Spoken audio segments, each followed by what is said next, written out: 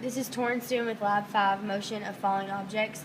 My first observation was to watch a wallet that dropped rapidly and then to drop a paper towel that dropped slowly. The main result that we're trying to prove here is that air resistance is going to cause them to fall differently based upon their mass ratio.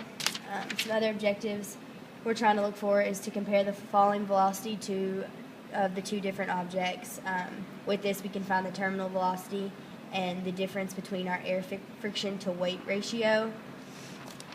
The first thing I did was record my two videos of a paper towel falling and a wallet falling, and then uploaded them in Tracker. The first video that we have here is the paper towel that's falling. Here I've set my axis, you can see, to when it falls. It just falls at this rate.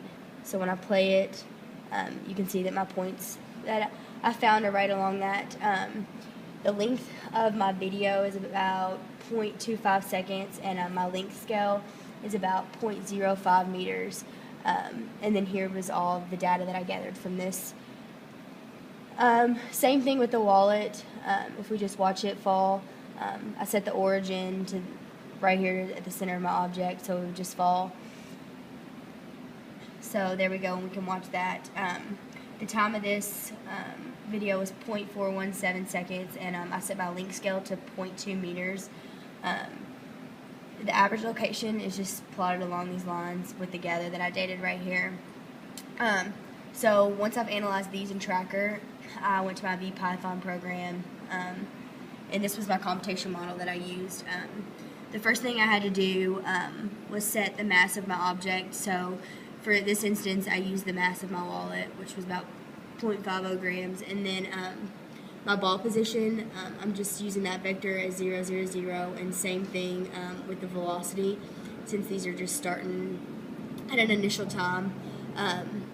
My time was 0.417 seconds, which is what I had gathered in my Tracker data. Pretty much, this model is going to show like the gravitational force, which is equal to 9.81, and my f-grav vector is just 0. The negative ball that's falling over here in this program. So that shows that the ball. There's my ball velocity and my ball position. So once I run this program,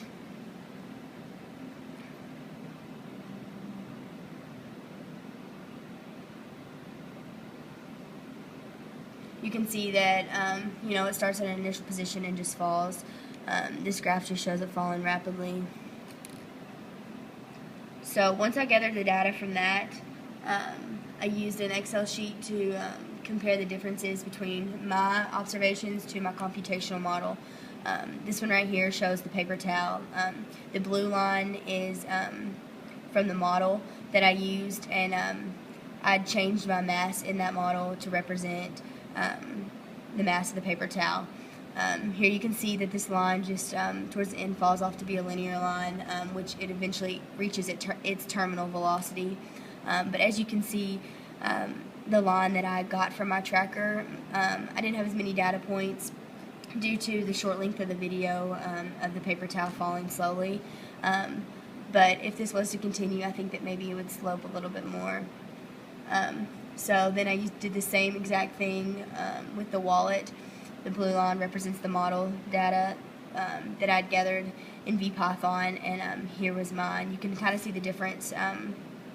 Same thing with the blue line, it falls off towards the end, and it eventually will reach its terminal velocity. If I gathered more data points of mine, I think mine would do the exact same. The blue line in this is very similar to the same line that I used for the paper towel. I just changed in Tracker, or in VPython, whenever I was running both the modules, I just changed my mass.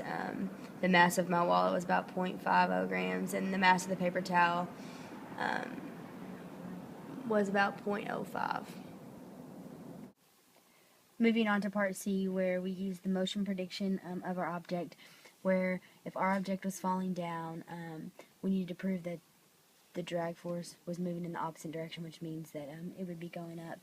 So when I go to my VPython code, to my initial conditions and my system properties for the mass of my object, I just set it to what my wallet was equal to, and my initial conditions, I just kept my vector all starting from an initial position like I had in Tracker along that axis, so I kept all my vectors as 0, 0, 0.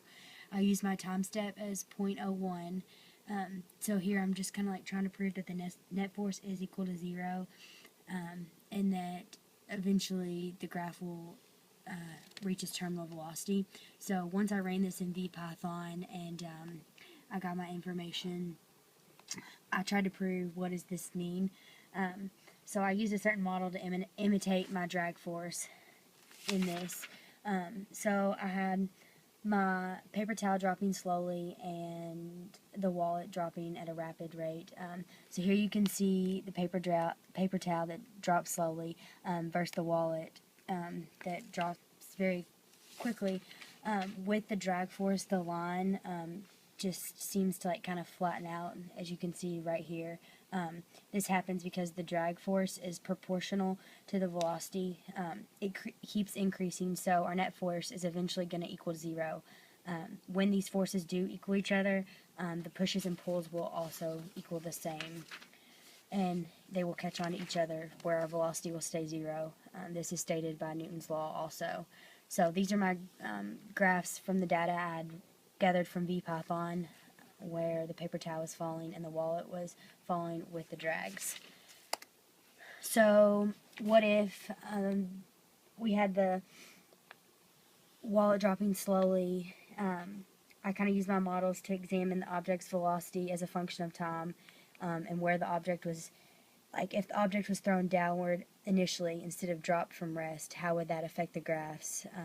I was going to test to see if it ever reached its terminal velocity with and without drag, and why it changed whenever, and how it differed from when it was dropped from rest and not. So if I, in VPython, I just used my code and I just set my initial velocity to -5, so it just proves that it wasn't starting from rest 0, as you can notice in all these. And you can just notice that it hits its terminal velocity much quicker than it would whenever it was just dropped from rest. The model without drag just keeps increasing in the velocity as it is shown here in these graphs. The velocity is the slope of the position line, so here we can see it with the paper towel with the drag and with no drag, and then on my wallet with the drag and without the drag. So basically from this lab, my chief results was that drag is related to terminal velocity, that velocity is very related to air resistance. My pushes and pulls did equal 0.